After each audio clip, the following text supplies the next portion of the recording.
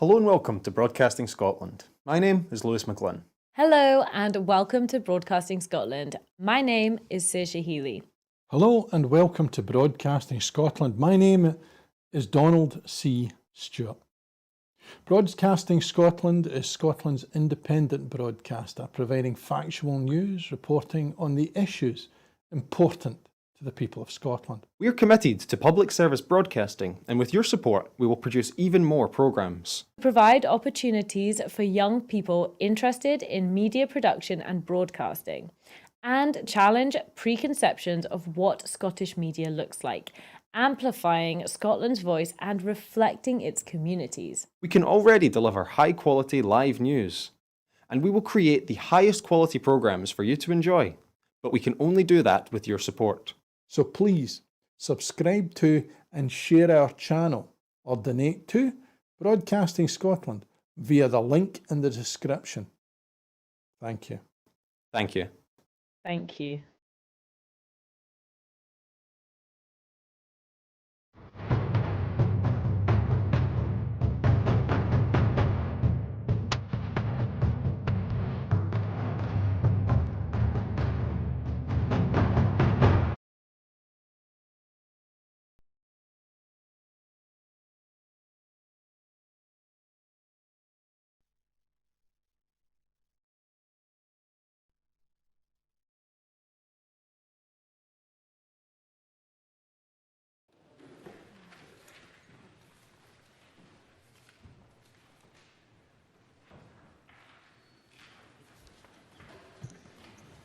Good morning. The first item of business is general questions. In order to get in as many members as possible, short and succinct questions and responses would be appreciated. Question number 1 has been withdrawn. At question number 2, I call Martin Whitfield. I'm very grateful, Presiding Officer, to ask the Scottish Government whether it will provide an update on how it is supporting childcare providers. Minister Natalie Dawn-Innes. The Scottish Government is taking a range of actions to support a diverse, thriving and sustainable sector. Despite the financial challenges we're facing, the Scottish Government has prioritised funding to enable childcare workers in the private and third sector delivering funded early learning and childcare to be paid at least the real living wage from April 25. We are the only part of the UK to do so, and this was backed by £16 million of investment in 24-25. In parallel, we continue to work with the sector and local government to progress the longer-term reforms to the sustainable rate-setting process recommended by last year's joint Scottish Government and COSLA rates review. And we've also legislated to continue the nursery rates relief scheme, estimated to be worth around £11 million a year to childcare businesses.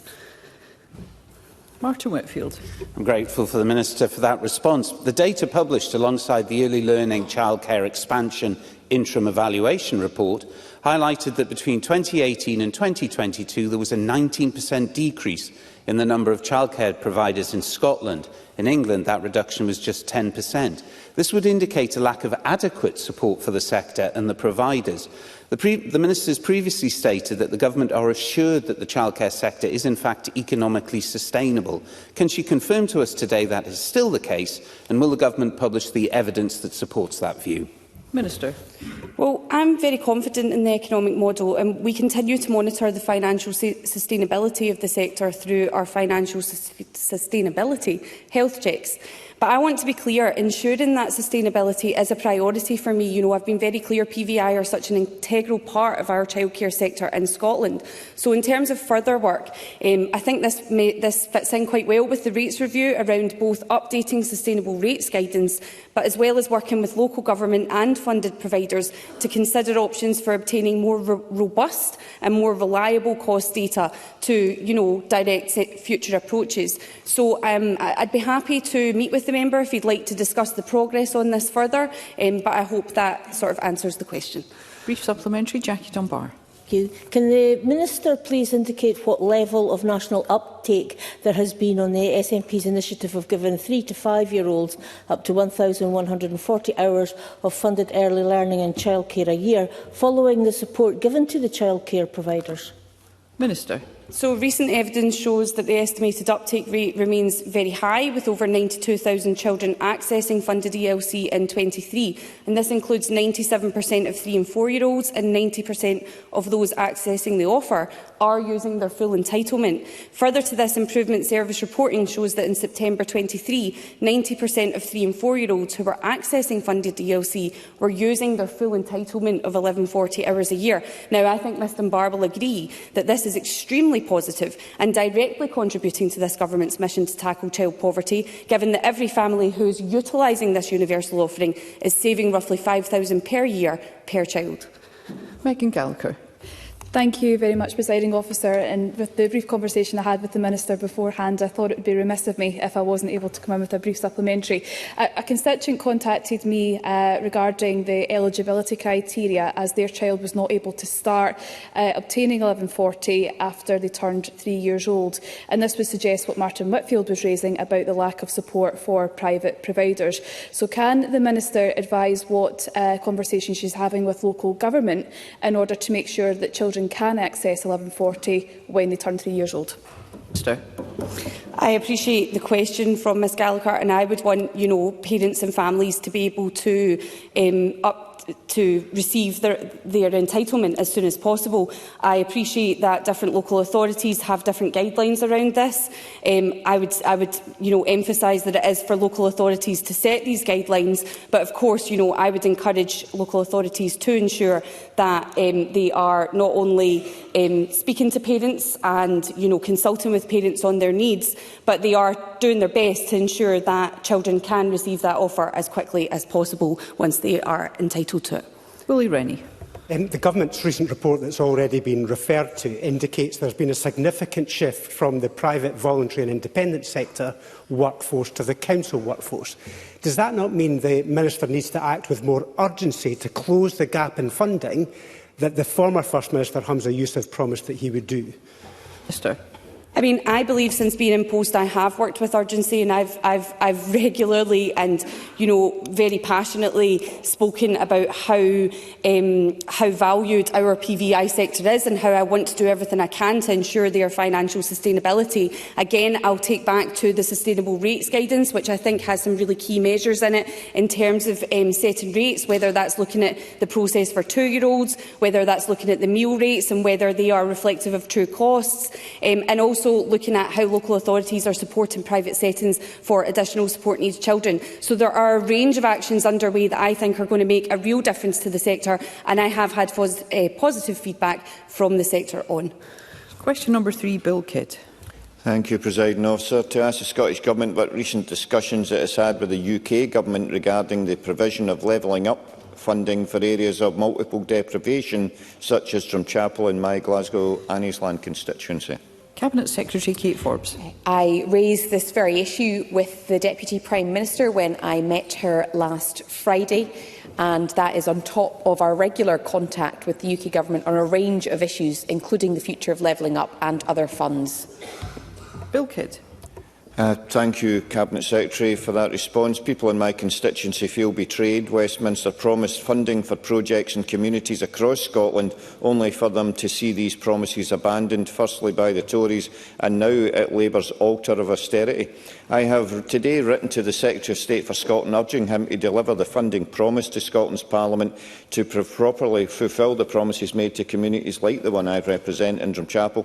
Does the Minister agree with me that this funding cannot be a casualty of Labour austerity, and that rather than bypassing Scotland's Parliament and undermining devolution, any funding should be for this Parliament to deliver for the people of Scotland and their priorities?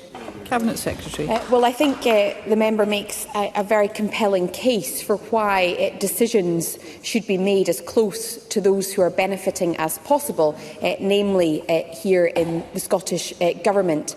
As I mentioned, I raised this with the Deputy Prime Minister last week.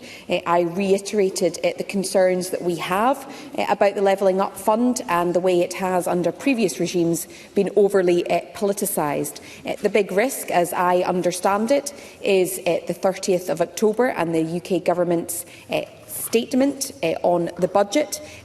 We sincerely hope that decisions will not be made at that budget which impact Scotland and indeed the community in Drumchapel negatively. Supplementary, Paul Sweeney. Thank you, Presiding Officer. The manner in which the projects that were put forward by Glasgow was determined was extremely opaque and gatekept by Glasgow City Council. But notwithstanding that, will the Deputy First Minister confirm when the Scottish Government's own regeneration funds, such as the Vacant Derelict Land Fund and the Regeneration Capital Grant Fund, will be reopened because other projects are critically dependent on that funding? Cabinet Secretary. Well, the member understands just how essential the Scottish Government's regeneration funding has been.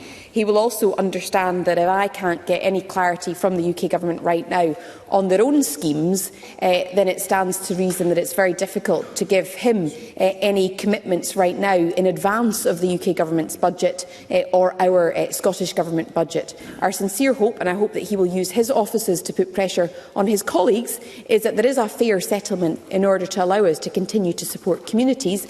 And when it comes to the Levelling Up Fund, it is less opaque, less politicised and more impactful. Question number 4, Christine Grahame. Thank you very much, Presiding Officer. To ask the Scottish Government what assessment it has made of any impact on public services of an increased population in areas such as Midlothian. Minister Coe-Capps-Stewart. Thank you, Presiding Officer. Our population strategy, published in 2021, includes a more balanced population component focused on a sustainable distributed population. A localised population growth has been discussed at the joint Scottish Government and COSLA Population Roundtable, which includes representatives from all local authorities. The Ministerial Population Task Force has also considered exploratory research about factors driving population growth, including its impact on public service planning and delivery. We're expected COSLA to bring forward an overview of local challenges stemming from population growth at a future roundtable meeting to help inform the work of the task force and further collaborative delivery of the population strategy. Christine Grahame. I thank the Minister for a very comprehensive answer. According to the most recent census in 2022, Midlothian's population has increased by 16% since 2011, 5 times higher than the Scottish average. And that will be an understatement given the current position with substantial housing developments month after month. So pressures on nurseries, schools, medical practices, let alone roads, is substantial, can only get worse. I hear what the Minister has to say, and I'd ask her in her representations with COSLA and so on to suggest that Midlothian is a special case given the really explosion of population in that area. Minister. I thank Christine Grahame for putting her question in such a representative manner of the tensions that she faces in the areas that she represents. Each local authority does receive its fair share of total funding provided by the Scottish Government. This needs-based distribution methodology is kept under constant review and is agreed with COSLA on behalf of local authorities each year. Although the formula takes into account a range of factors, it is primarily based on population. It follows, therefore, that if the population of a council area grows faster than other local authority areas, they will receive an increased share of the available funding, all other factors being equal. The Scottish Government is always open to suggestions to improve the funding formula. However, the proposals must come through COSLA, as would be correct in the first instance. Question number 5, Craig Haughey. Thank you, Presiding Officer. To ask the Scottish Government when it last met with senior representatives from the Scottish hospitality industry. Cabinet Secretary Kate Forbes. Less than 2 hours ago is the straight answer, and I met with the Scottish Hospitality Group to discuss the challenges and opportunities that they face. And I want to use the opportunity to commend and endorse the work that Scottish hospitality as an industry does, often the linchpin of local economies. They are a major, important, vital employer, offering so many excellent, skilled career paths to all people across Scotland. It is indeed the pride of Scotland, offering high-quality service and excellent food and drink. Craig Haughey. I thank the Minister for that answer. I'm glad that my question was a prompt for her to meet the industry. As the recent Brand Scotland report from this Parliament's cross-party group on beer and pubs confirms, 2% of Scotland's pubs closed last year, compared to 0.9% in England, and the report makes a number of recommendations on how to stem these losses. In my own area, the Goblin Hall in Gifford, an iconic heritage pub, which forms almost half of the main street of the village, now lies shuttered and in darkness, having closed twice under 2 tenants in the last 12 months. The local community is rightly concerned about the impact, not just the loss of a local community gathering place, but also the loss of vital jobs and tourism revenues. Rural pubs are paying a heavy price for this government's failure to provide adequate support, particularly in relation to business rates. So will the Minister therefore agree to meet with me to discuss the findings of the CPG report and to explore how this government can provide a lifeline to struggling pubs like the Goblin Hall in Gifford? Cabinet Secretary. I think the member makes a very compelling case about the importance of hospitality businesses, not just in terms of the economic impact, but often as a centrepiece for local community activity. And the stats make that clear. Scottish hospitality comprises 14,815 businesses last year, accounting for 9% of all businesses in Scotland, contributing £4.7 billion in GVA, and a major employer employing 216,000 people in 2022. That's 8% of all employment. So while the member hones in on the specifics of a local case, I can also take him back to the macro impact on why it's on all of us to support Scottish hospitality, to make sure it has a thriving future, and to do everything within our power to save our high streets as well. Question number 6, Rhoda Grant. To ask the Scottish Government whether it will provide an update on its long-term ferry strategy to ensure reliability for communities. Minister Jim Fairley. Thank you, Presiding Officer. We published our updated vessel and ports plan earlier this year, and Transport Scotland published the consultation report and in its initial responses on the 3rd of September. This confirmed that reliability and resilience as the first priority of the plan. To support that, we are delivering 6 new major vessels for CalMac and procuring 7 new small vessels.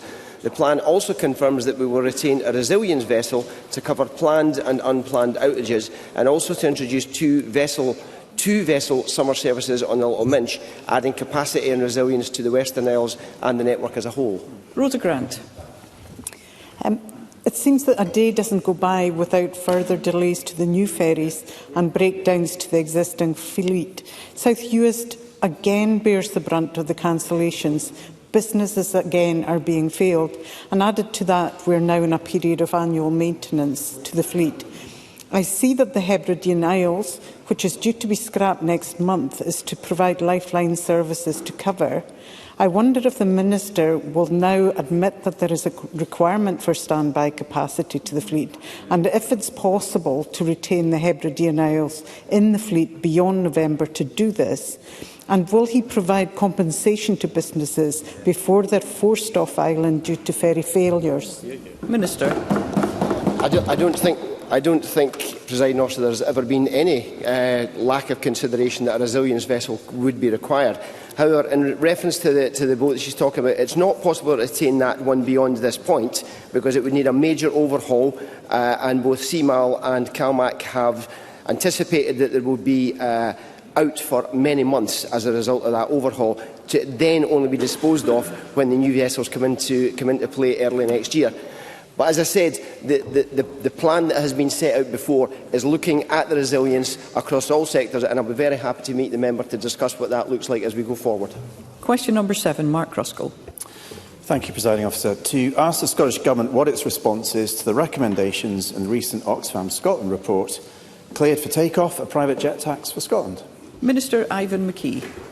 The Scottish Government welcomes the contribution from Oxfam Scotland and will consider the taxation of private jets as part of our work to introduce air departure tax. We continue to explore all options to implement ADT in a way that protects lifeline services in the Highlands and Islands, and will work with the UK Government on how this can be achieved in compliance with its subsidy control regime. The UK-wide air passenger duty, including the higher rate, which already applies to private jets, will apply in Scotland until ADT is introduced. Mark Ruskell. Can I thank the Cabinet Secretary for that constructive answer? Oxfam have calculated that introducing a tax on private jets in Scotland could raise nearly £22 million a year, which is enough to deliver fairer fares on trains that commuters really need. And we heard last week from the First Minister at FMQs that he would be very much in the spirit of embedding such a tax on luxury travel in a future air departure tax.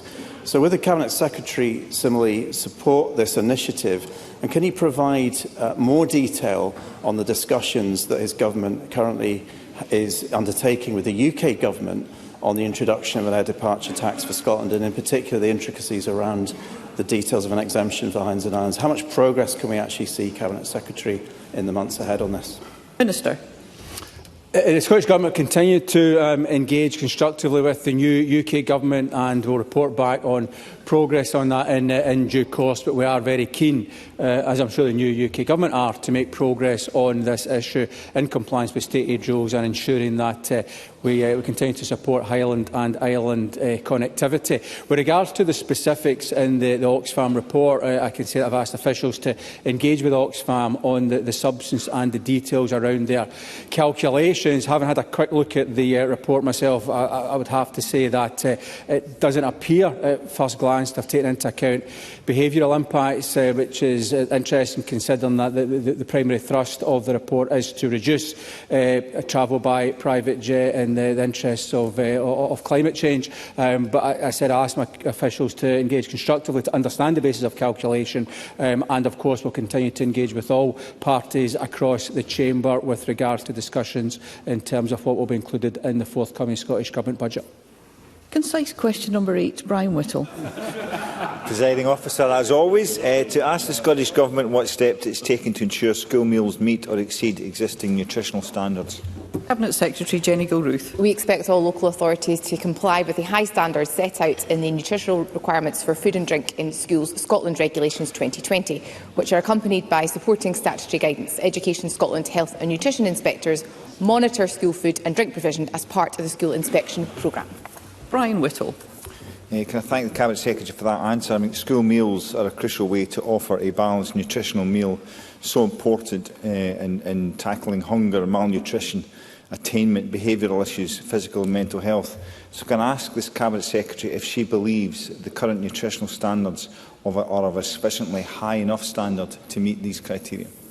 Cabinet Secretary. I'm cognisant of time, Presiding Officer. There is a technical working group, however, which has independently advised on the development of nutritional standards. That group has had a primary focus on the health and well-being of children and young people. I'm more than happy to engage with the member on this directly, because I know it's an issue that he's raised in the Chamber previously.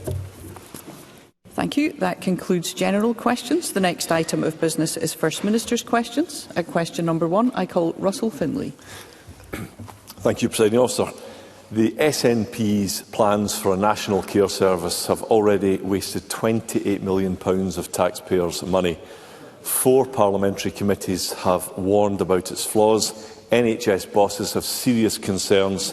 Scotland's council leaders and unions have pooled their support. So why is the First Minister pushing ahead with a plan that nobody seems to want? First Minister.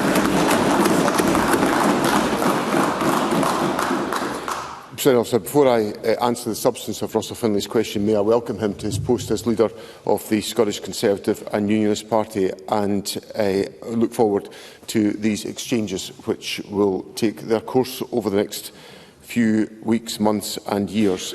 On the question of the National Care Service, the National Care Service is a product of consultation and dialogue with members of the public, led by the Feely Review. And the Feely Review concluded that there was such variation in the quality of social care and the effectiveness of social care around the country that there was an argument and a necessity for there to be a national care service to make sure that wherever individuals are in the social care sector in the country, they are able to receive the highest quality of support.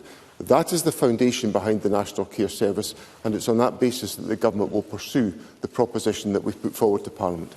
So Finlay. I thank the First Minister for his kind words, and I look forward to our exchanges. I've counted 60 until election day.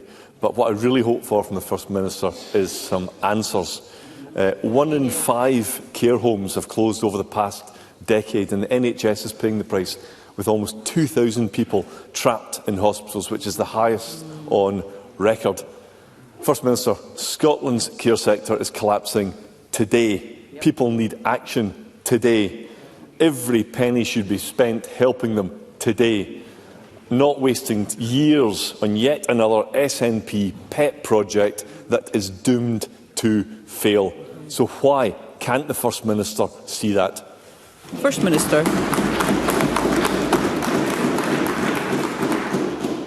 It's for many of the reasons that Mr Finlay puts to me that I support a national care service, because I am very, very concerned about the level of delayed discharge in our hospitals today.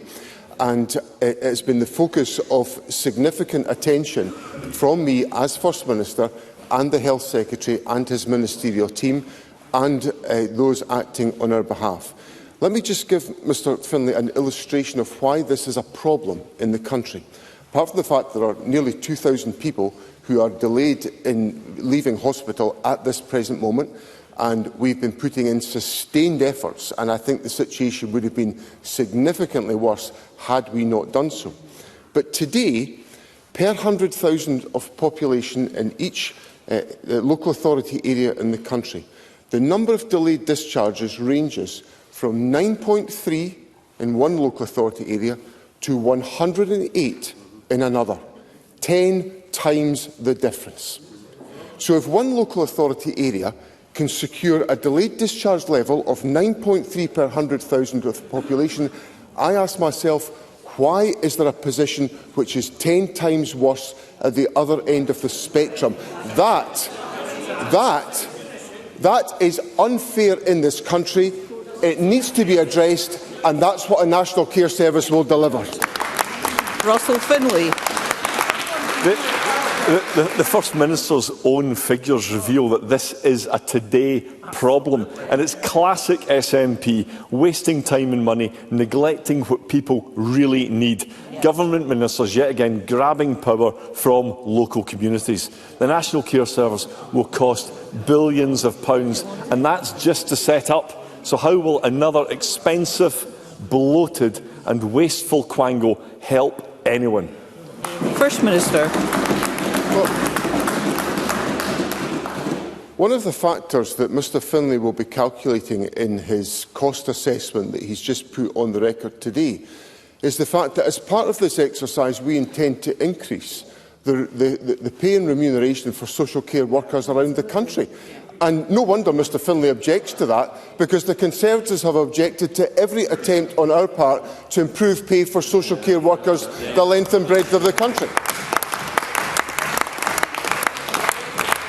So I can assure Mr Finlay that at this present moment there is significant pressure being applied to improve the delayed discharge position in local authority areas where it is poor, and we maintain that pressure on a constant basis.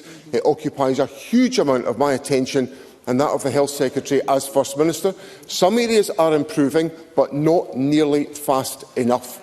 So if we have a situation where in one local authority area it is possible for there to be only 9.3 members of the public in delayed discharge per 100,000, how is it justifiable for there to be 10 times that amount in any other part of the country? That's why we need a national care service.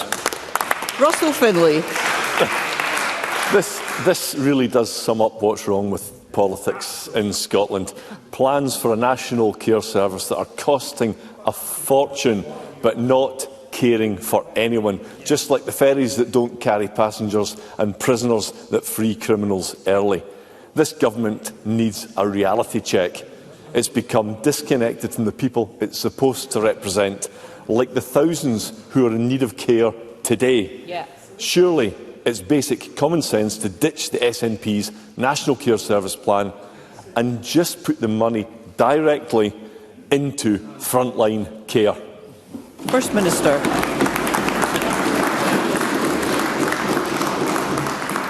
This government is investing in our social care system and investing in the provision of care services throughout this country in a more significant way than is provided for by the financial allocations made to Scotland by the United Kingdom Government.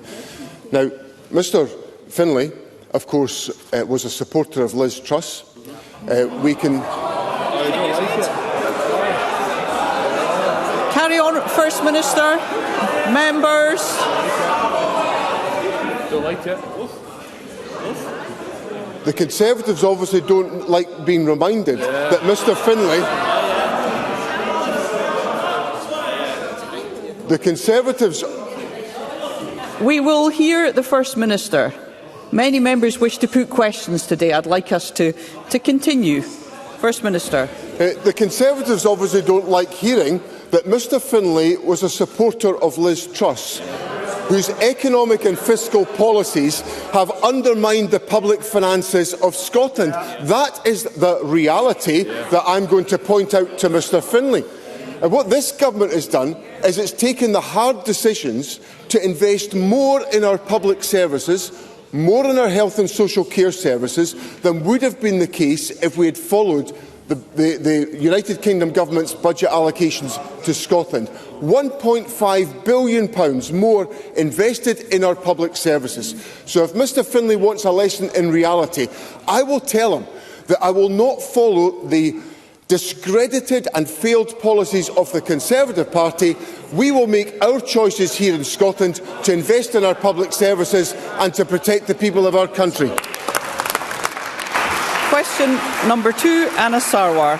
Thank you, Presiding Officer. For years we have known that delayed discharge is exacerbating the crisis in our NHS. Delayed discharge is when someone is medically cleared to leave hospital but is unable to do so due to a lack of a care package. Almost a decade and countless health ministers ago, the SNP promised to eradicate this dangerous practice. But new figures show that on average 2,000 patients were needlessly stuck in hospital every day in August, the highest number ever on record. That's the equivalent of every bed in NHS Lothian or every bed in Ninewells, Raigmore, Wishaw and Inverclyde hospitals combined. And more than £1.3 billion has been lost to delayed discharge since the SNP promised to eradicate it in February 2005. So why has this SNP government spectacularly failed to tackle this crisis? First Minister. As Mr Sarwar will know, there has been a significant increase in demand on our health and care services as a consequence of the COVID pandemic. That's the reality of what we are wrestling with. What the government has done in addressing that reality is that we have increased social care spending by 25%. We've delivered on our programme for government commitment to increase social care spending by 25% over this Parliament, 2 years ahead of our original target. So we've put in the extra resources because we were prepared to take the hard decision on tax to increase public investment and to increase public expenditure. Now, I don't in any way diminish or dismiss the significance of the problem of delayed discharge. I've recounted, I've put on the record the disparity of performance around the country, which is a source of great concern to me in the performance of health and social care partnerships around the country. But what the government has done is invested in the system to ensure that we can support the system and deliver on expectations. But we face the higher demand as a consequence of COVID. Anna Sarwar. What the First Minister fails to do is measure outcomes of what's happening actually in our health and social care system. And this is a government that on outcomes has a track record of failure with devastating consequences, record levels of delayed discharge on this government's watch. Now, Scottish Labour has called for a national care service for more than a decade. And we actually welcomed when this government finally agreed to support one. But we also warned that it had to be more than a slogan. And half a decade later, and the SNP's plans are now in disarray. The fact is that their plans are just a national care service in name only that does nothing to actually fix the problem, fund a single extra care worker or improve services. It's why care unions, councils and NHS leaders are now withdrawing support and raising concerns. The SNP's plans could now cost £2.2 billion. Surely this money should be spent on care packages, additional workers, better pay and conditions, and actually reducing delayed discharge. First Minister. That is precisely what the government is doing, because I've just put on the public record that the government has increased social care spending by 25%, which was our target, and we've delivered that early. Now, members of Parliament have to accept that we have to operate within a budget that's agreed by this Parliament. Within the commitments we've made, we have increased social care expenditure so that care workers are paid more, which they are, so that we have more care workers employed, which we do, to make sure that we can deliver that care. But there is a challenge about rising demand, which is why the delayed discharge figure is so high, and we have variation in the performance between different areas in the country. So those are the realities that we are wrestling with. But what will not help us is if we reduce public expenditure or we don't have continued investment in the service. And of course, Mr Sarwar represents a position now which wants to change the position that we have on tax. He does not support the extra investment that we've generated out of tax decisions. And Mr Sarwar supports a United Kingdom government that is carrying on with austerity. We've got to break out of this austerity cycle. We need investment. This government is committed to it. I don't think Mr Sarwar is. Anna Sarwar. The First Minister just does not live in reality, and he is not accepting that outcomes are getting worse for people in Scotland on this government's watch. And he can try and spin the facts and blame all the others that he wants, but the truth is that his plan is an absolute disaster. Workers don't want it, experts don't want it, and warnings have been ignored for years. Their botched plans are just a power grab that will waste money, won't improve care and won't address delayed discharge, which is a key factor in the NHS crisis. We support a proper national care service, but as always with this government, no good idea ever survives their incompetence. So will the First Minister wake up to the reality in our NHS and care service, ditch this costly, unworkable bill and bring forward a credible alternative plan to fix the crisis they have created? First Minister. I'm interested in all that Mr Sarwar said today. Unless I misheard him, I don't think at any stage did he talk about service users. Exactly. Because service users want a national care service. That's who wants a national care service, because they are deeply concerned by the issues. They are deeply concerned by the issues that we are working to wrestle with.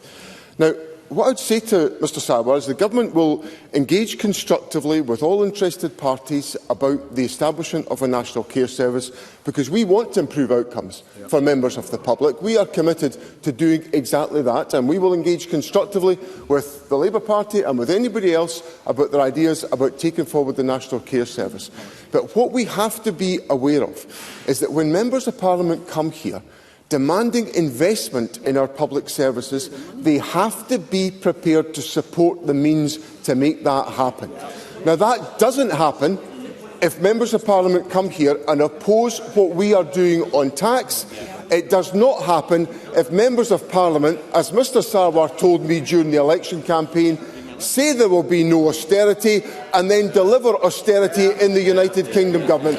That does not add up. That will not meet the needs of patients in our country. That will not deliver on the better outcomes for people in our country. Question number 3, Patrick Harvey. The world's failure to address Israel's impunity, to protect civilians or to prevent war crimes has made escalation of violence in the Middle East inevitable. And through devolved funding decisions, the Scottish Government does have a role here. There have been far too many deaths. The brutal killings on October the 7th, genocide inflicted on the people of Gaza and the bombardment and invasion of Lebanon, and now the world faces an imminent threat of full-scale regional war. We need immediate ceasefire in Gaza and de-escalation in the wider region, but the Prime Minister continues to provide arms and political support to Israel regardless of the consequences.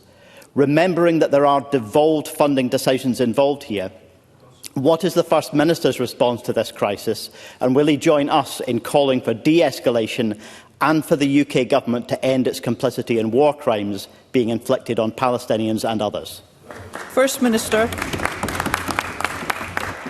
Presiding Officer, I share the deep concern that Patrick Harvey has expressed to Parliament today about the situation in the Middle East, because the calls that my predecessor and I have made for a ceasefire in Gaza for some considerable time, back to probably late October of last year, have essentially demonstrated the calls that we made then were highlighting the fact of the danger of escalation of this conflict, and that is exactly what is now happening. So if there had been intervention to deliver a ceasefire a long time ago, we could have avoided being on the very dangerous course that we are now on. And I reiterate my call for there to be an immediate ceasefire and for all parties of goodwill to exercise their influence and responsibility to ensure that a ceasefire is brought about and there is a de-escalation of the conflict in the Middle East. All of this, of course, goes back to the atrocities that were committed by Hamas in early October 2023.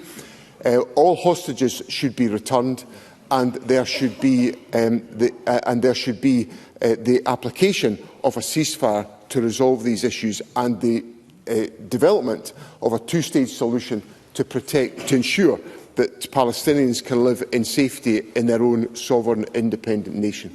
Now, Mr Harvey raises with me issues of devolved responsibility, and he and I had an exchange about this on the 30th of May 2024, and I reread that exchange this morning to satisfy myself that all steps that we can take within our legal responsibility are being taken to ensure that the concerns that Mr Harvey puts to me are properly pursued. Patrick Harvey. There is a responsibility on all governments to act in the face of so much violence and destruction, and I welcome the fact that the First Minister has repeated his call for ceasefire, for de-escalation and for statehood for Palestine. I hope he continues to oppose the sale of arms to Israel. But the Greens have repeatedly raised the track record of the Scottish Government in giving grants to the companies that are producing those weapons and are profiting from the killings. Tens of thousands of people have been killed, and yet companies that are arming Israel have received hundreds of thousands of pounds from Scottish enterprise. The First Minister repeatedly defends this by saying his government doesn't fund the manufacture of munitions. But this is not the point. The government is funding the companies that profit from these atrocities. Will the First Minister finally send a clear signal today by immediately banning these companies from receiving grants and supports from the Scottish Government? First Minister. Presiding Officer, I understand why Patrick Harvey puts that question to me, and I understand the basis and the substance of the point that he puts to me. But what I said back on the 30th of May 2024 was that, and I quote from the official record, we have to have a legal basis for saying, for matters that are not related to Israel-Gaza conflict, that we are not providing a grant. And that is the key legal test that the government has got to satisfy, because the government, whatever else is happening in the world, this government has got to act within the law, and it will act under the law under my leadership, because I believe fundamentally in the rule of law in all circumstances. It would help if many other people believed in the rule of law as well in resolving some of these issues. So I don't in any way dismiss the points that Patrick Harvey puts to me, but I simply say that I have to act within the law, and I will explore once again, as I've assured him, and I will keep this under review, as to whether there are any actions we can take which will properly address our legal responsibilities, but also address the moral and ethical issues that Mr Harvey fairly puts to me this afternoon. Question number 4 has been withdrawn. Question number 5, Brian Whittle. Thank you, Presiding Officer. To ask the First Minister, in light of the recent reports of an increase in alcohol-related deaths in Scotland, what steps the Scottish Government is taking to reduce excessive drinking? First Minister. The recent statistics are a stark reminder of the challenge our nation faces in tackling alcohol harm. The increase of minimum unit pricing of alcohol to 65 pence per unit this week is an example of concrete action taken by this government to prevent alcohol harm. Research estimated that our policy saved hundreds of lives and likely averted hundreds of alcohol-attributable hospital admissions compared to what would have happened without minimum unit pricing in place. To support people already drinking at hazardous and harmful levels, the Scottish Government provided a sustained record investment of £112 million to alcohol and drug partnerships this year. Brian Whittle. Can I thank the First Minister for that response? I think whether we agree with the effectiveness of minimum unit pricing or not, I think we will agree that it's certainly not going to be a silver bullet. Presiding Officer, many people caught in excessive drinking or addiction are self-medicating to counter other traumas. If we are to effectively tackle the scourge of that addiction in Scotland, we need to recognise not only the right to recovery advocated by the Scottish Conservatives, we need to work to prevent others falling into that addiction.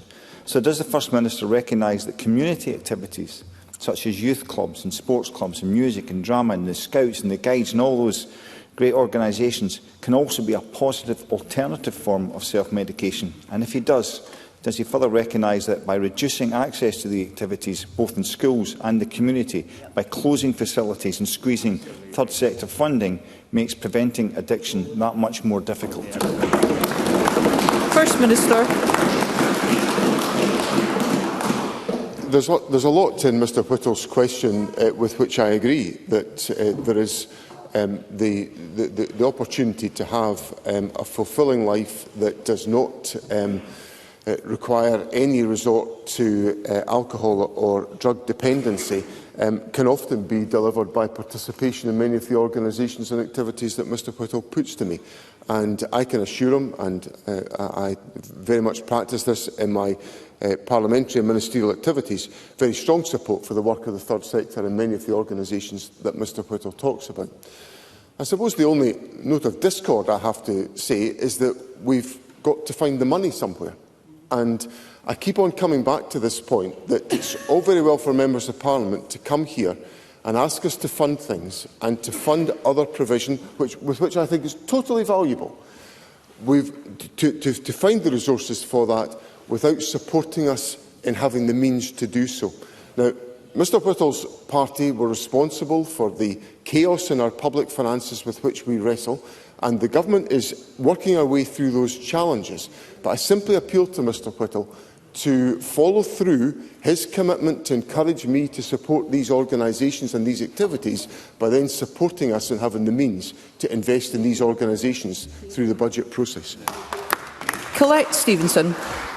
Thank you, Presiding Officer. Would the First Minister agree that the minimum unit pricing on alcohol has already proven itself, given that Public Health Scotland and the University of Glasgow analysis estimates that the policy has reduced alcohol deaths by 13.4% and hospital admissions by 4.1%, and in addition to innovative policies like minimum unit pricing, can the First Minister outline the actions the Scottish Government is taking to support people seeking treatment for alcohol-related issues? First Minister. Presiding Officer, I very much agree with Colette Stevenson that minimum unit pricing has been effective. There was recent commentary in the Lancet, which was a contribution by internationally renowned public health experts that stated, and I quote, that policymakers can be confident that there are several hundred people who are alive today as a result of minimum unit pricing. Now, that's something that I think we should all welcome as the effectiveness of policy. But it's not the only instrument of policy that we have. On alcohol treatment, the Government has made available £112 million to alcohol and drug partnerships. And we have made £100 million available, or we will do over the course of this Parliament, to increase access to residential rehabilitation. And will work with stakeholders to create a new national service specification alongside guidance for alcohol treatment to try to address these issues. Carol Mockin. Thank you, Presiding Officer. The World Health Organisation estimates that more than half of children in Scotland have tried alcohol before they turn 13. What progress is the Government making on this issue, and will the First Minister commit to pursuing with some urgency policies that deliver an alcohol-free childhood? Minister.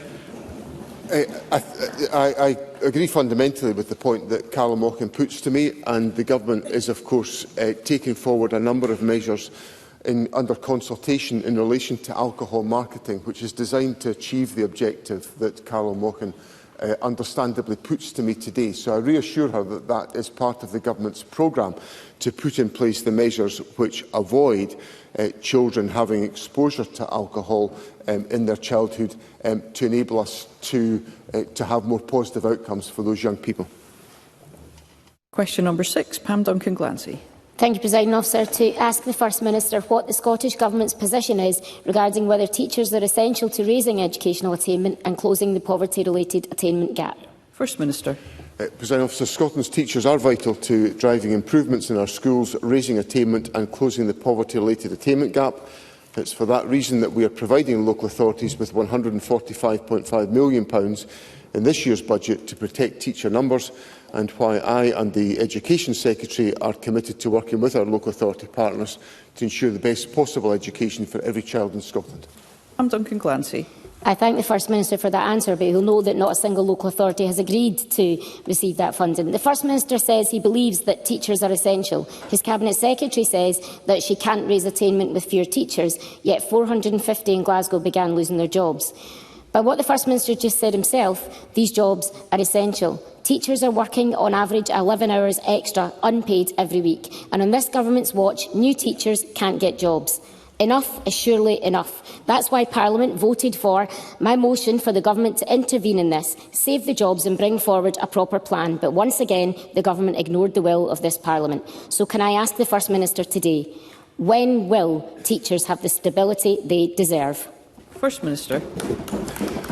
I think the teaching profession is fundamental to our education system in Scotland. I saw that firsthand when I was Education Secretary, and I reiterate what I've put on the record today, that teachers play a critical role in the achievement of the Government's objectives on education. It's for that reason that we are making available the resources to protect teacher numbers. Pam Duncan-Glancy said to me that local authorities haven't yet agreed to accept that money. Well, a way of stabilising the teaching profession would be for local authorities to agree to accept the money that the Government has put on the table. That would be the simplest way to take things forward, and I would think that would be something that would help local authority financing by having the certainty from the Government about investing in the teaching profession, which has always been our priority. I'm very pleased that we've got to a situation where the teaching profession has accepted the pay offer that has been made through the SGNC, and that provides further stability for the teaching profession, which continues the position of the teaching profession about being the best paid teaching profession in the United Kingdom. Emma Harper. First Minister, Labour members time and again come to this chamber to demand more spending, while at the same time standing behind Keir Starmer and Rachel Reeves' austerity agenda. So does the First Minister agree with me that it's vital that the UK budget commits to investment rather than austerity, and that it is for all parties to join with the SNP in making that case to the UK Government? First Minister, I am not entirely clear that that question related to the substantive question on the paper. I will therefore call Liam Kerr. Very grateful, Presiding Officer. Teaching jobs instability extends to supply teacher posts. Now, recent figures from the Scottish Teachers for Permanence campaign suggest 80% of supply teachers have had little or no supply work this year, and in some councils over 60% had less than a month. Now, taken with Pam Duncan-Glancy's statistics, this all paints a picture of job insecurity, negative impact on pupil experience, financial uncertainty, and little encouragement for those seeking to join the profession. So can the First Minister provide Parliament with a published strategy to address the teacher recruitment and retention crisis, or is his government making it up as they go along? First Minister. Well, as Mr Kerr will know, teachers are employed by individual local authorities, and well, if we've now got to the point that the Conservative Party groans when statements of fact are put on the record, the Conservative Party is in a pretty dismal position. So, let's hear one another. Local authorities employ teachers, and the government works with local authorities on workforce planning, because all of these factors are taken into account when it comes to the setting of the admission levels into initial teacher education, which is a collaboration between the government and local authorities, which is the point I was going to make before the groaning started from the Conservative benches. So that is the workforce planning that is undertaken within Scotland to make sure that we have a sufficient supply of qualified teachers to contribute to the education profession. So that's the work that's undertaken. I'll ask the Education Secretary to reflect on whether there's further refinements are required in the light of Mr Kerr's question. But we do undertake workforce planning because it informs the admission to initial teacher education, which is critical to make sure we have all the skills necessary for our teaching profession in Scotland. Thank you. We move to constituency and general supplementaries, and I call Ben McPherson. Thank you, Presiding Officer. Over recent weeks, a number of constituents have contacted me regarding concerning incidents that have taken place on Scottish Government-owned land in Granton. Most worryingly, a fire was started that damaged a substation and left local residents without an electricity supply for many hours. The land is designated for an exciting new development by National Gallery Scotland, which I hope will proceed soon. In the meantime, however, my constituents and I would be grateful if the First Minister and colleagues could quickly consider how the Scottish Government can take more action to secure the land, to reduce risk, criminality and antisocial behaviour in the area. First Minister. I understand the concerns that Mr McPherson raises on behalf of his constituents, and I give him the assurance that we will do all that we can to encourage the securing of this particular site.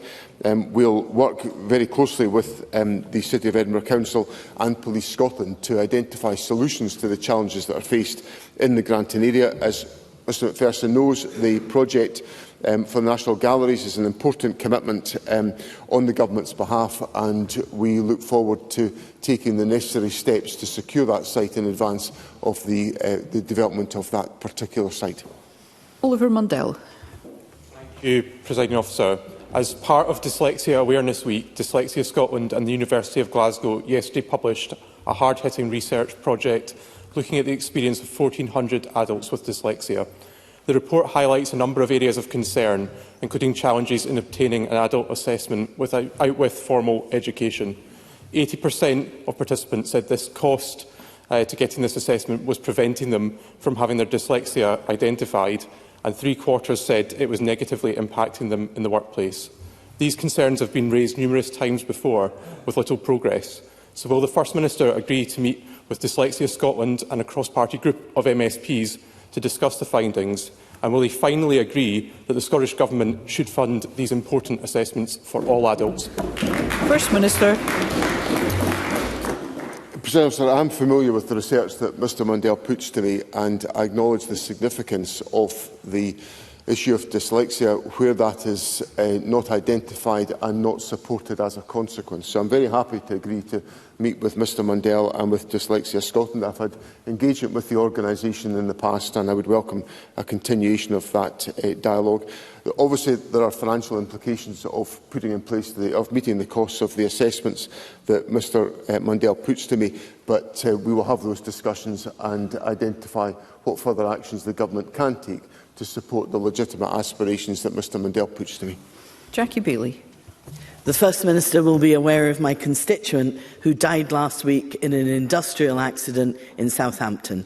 His death will be subject to a coroner's inquest, which will be months away, and an interim death certificate is issued by the coroner as a matter of course. But legislation passed here in 2015 only allows full death certificates to be accepted for burials and cremations in Scotland. So my constituent cannot be brought home for burial or cremation, which obviously compounds his family's distress.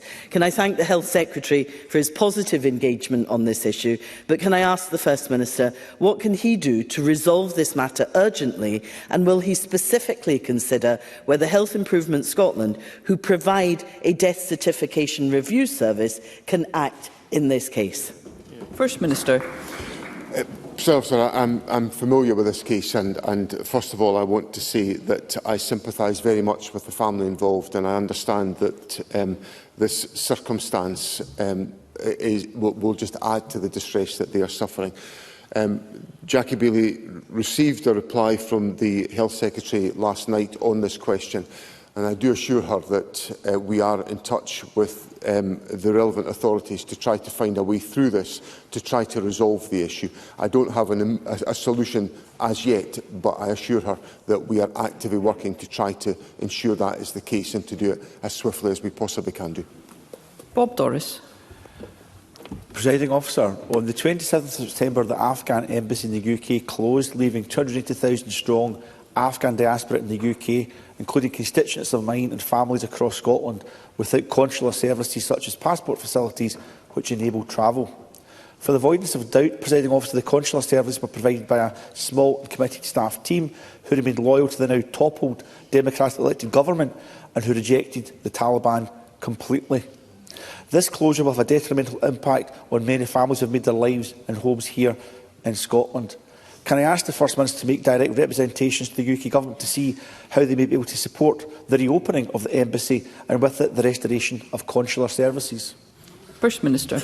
President Officer, I appreciate the difficulty that Mr Doris puts to me, and I'm very happy to confirm that we will make representations to the United Kingdom Government on that basis to see what can be achieved here.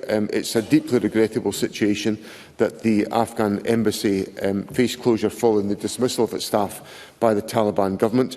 Individuals should have access to representation by their government, and they should be supported in ensuring their needs are met. And I give Mr Doris the assurance that we will make those representations to the United Kingdom Government to determine how these issues can be resolved. I would also make the point, since Mr Doris raises this issue with me about the Afghan population in Scotland, that their contribution to our country is deeply valued. They are citizens who are welcome here, and we want to do everything that we can to ensure they can contribute to our society and they can be well supported in so doing. Pam Gossel. Thank you, Presiding Officer. Police officers from across Scotland have been holding a silent demonstration in front of the Parliament this morning, with many officers currently in the gallery. Years of brutal cuts from the Scottish Government had left hard-working police officers doing their jobs with one hand tied behind their back. As a consequence, police officer numbers are at their lowest since 2007.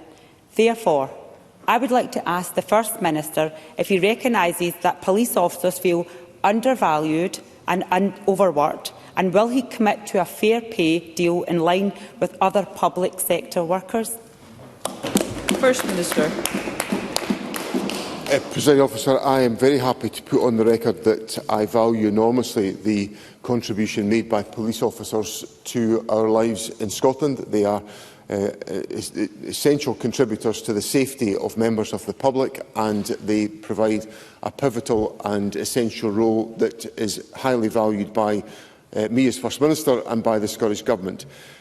Police pay is negotiated through two separate processes: the Police Negotiating Board for Scotland for officers and the Joint National Consultative Committee for staff. Pay claims have now been submitted for both police officers and police staff and will be progressed through the relevant negotiating processes, and it's therefore that process will resolve the issues that Pam Gossel puts to me. Our police officers in Scotland have consistently been the best paid in the United Kingdom at the minimum and the maximum of each rank.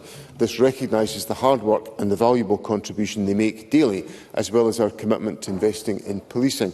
And on police numbers, there is recruitment underway just now which is designed to boost police numbers, and of course the statistics on that will be published in due course. Sarah Boyack. Thank you, Presiding Officer. Thank you, Presiding Officer. To ask the First Minister, in the light of the disruption arising from the closure of the Princess Alexandra Eye Pavilion for the next 6 months, can the First Minister confirm what financial support the Scottish Government has committed to provide to NHS Lothian to ensure that no patient loses out now and in the future? First Minister. I understand the significance of the issue that Sarah Boyack puts to me. The Health Secretary has been actively engaged on this issue, and there will be a briefing to Members of Parliament tomorrow on the subject. We are in discussion with NHS Lothian about the arrangements to ensure the continuity of service to individuals that will be affected by the closure because of the structural issues that we have to confront, and the Health Secretary will keep Members of Parliament updated about the steps being taken to make sure the concerns that Sarah Boyack puts to me are properly and fully addressed. Willie Rennie. Almost two-thirds of teachers surveyed in Fife are considering leaving the profession as a result of violence in schools. So what can the First Minister say to those teachers to keep them teaching, and what precisely has changed as a result of the recently published government guidance on behaviour? First Minister. I think the first thing is to say that I understand the concerns of members of the teaching profession, and those concerns are taken seriously within the government. That's why we brought forward the proposals and the mechanisms that were available to the teaching profession at the start of the school year. The Education Secretary announced all of those changes. There are now a greater range of responsibilities and opportunities for the teaching profession to exercise, to be exercised by the teaching profession to ensure that schools remain safe places for all, which they should be in all circumstances. The local authorities have been part of the process of formulating those proposals, and they are obviously, as the employers of teachers, available to support teachers in exercising the responsibilities that they need to exercise to keep schools safe. Emma Roddick. It is vital that we continue to take action to tackle the housing emergency, and the £22 million investment this week into the charitable Bronze programme to increase investment in affordable homes will play an important role in this. Can the First Minister outline the impact of the UK Government's savage cut to the availability of the type of funding known as financial transactions on the Scottish Government's wider ability to invest in housing under the limited powers of devolution? Minister. So the specific point on financial transactions is very important for the Affordable Housing Supply Programme budget, because we experienced a 62% cut to financial transactions by the last United Kingdom Government. Now, this financial mechanism was crucial in enabling the Affordable Housing Programme to be sustained at the previous level, and it has largely accounted for the falls in investment that's available. Now, we've made representations to the United Kingdom Government. I've raised this with both the Chancellor and the Deputy Prime Minister to secure a change to that approach, and we will get the answer to that point in the budget on the 30th of October. But what I would say to Emma Roddick is that these investment streams are absolutely crucial to enabling us to sustain our investment in affordable housing, but the Government is also deploying innovation to ensure that some of the other mechanisms that we've developed on charitable bonds, or the work that's now in place in relation to the negotiation around providing financial support to bring void properties back into use, demonstrates some of the flexibility that we are trying to put in place to address the housing challenges that we face around Scotland. Douglas Lumsden. Presiding Officer, it is now over 3 years since the SNP government announced a review into the dualling of the A96. The review is nearly 2 years late, and their delaying tactic has cost taxpayers almost £6 million. On Friday, an air ambulance had to be called to yet another harrowing collision just outside Huntly. So can the First Minister stop playing political games with people's lives and tell us when the review will finally be published? First Minister. The Government has made clear our commitments in relation to the A96, including dualling the A96 between Inverness and Nairn and the Nairn bypass, and there is a review underway in relation to the remainder of the route. That will be concluded in due course, and Parliament will be advised of its implications. The Government is committed to ensuring that we take measures to address road safety in all parts of the country. The Transport Secretary is focused on those measures and has put in place a range of practical steps to ensure that that is the case. Thank you. That concludes First Minister's questions. The next item of business is a member's business debate in the name of Katie Clark, and there will now be a short suspension to allow those leaving the chamber and the public gallery to do so.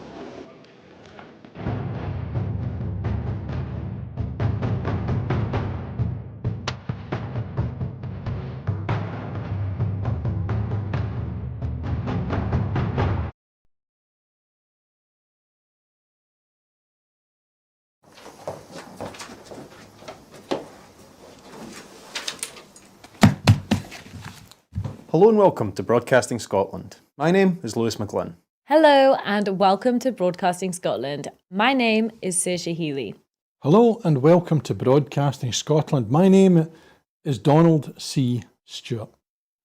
Broadcasting Scotland is Scotland's independent broadcaster, providing factual news, reporting on the issues important to the people of Scotland. We are committed to public service broadcasting, and with your support, we will produce even more programmes. Provide opportunities for young people interested in media production and broadcasting, and challenge preconceptions of what Scottish media looks like, amplifying Scotland's voice and reflecting its communities. We can already deliver high-quality live news, and we will create the highest quality programmes for you to enjoy.